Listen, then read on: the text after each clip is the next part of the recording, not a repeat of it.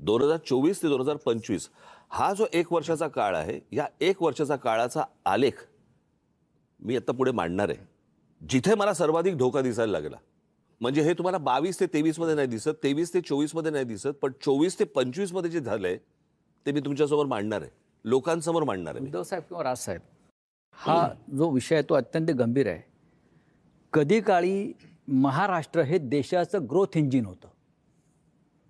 मोदी शहा आल्यानंतर महाराष्ट्राची पिछाड झाली आणि त्यांनी गुजरातला ग्रोथ इंजिन बनवण्याचा प्रयत्न सुरू केलेला आहे. महाराष्ट्राला पाठी ढकलला. हा, ढकलला. म्हणजे ग्रोथ इंजिन गुजरातला केलं. हा महाराष्ट्रावर सूड घ्यायचा प्रयत्न सुरू आहे का? दुसरं काय म्हणू शकतो?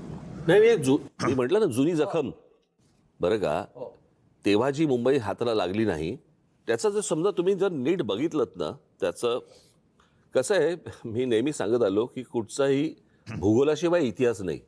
तुम्ही जर भूगोल नीट काढलात मुंबईपासूनचा, तर तुमच्या लक्षात येईल की बुलेट ट्रेन कुठून कुठे चालली आहे, ज्याला मी विरोध केला होता त्यावेळेला.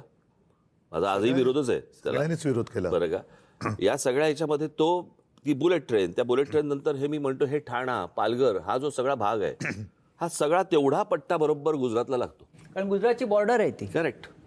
त्याच्यामुळे तुम्ही MMR रिजन जर समजा नीट बघितलं तर म्हणूनच मी वर्षभरामध्ये मी हे जेव्हा पाहायला लागलो आता, मला सर्वाधिक धोका दिसायला लागला. 2 खेड्यांवरती आता ते हक्क सांगायला लागले. पालघरमधल्या. नाही, दुसरा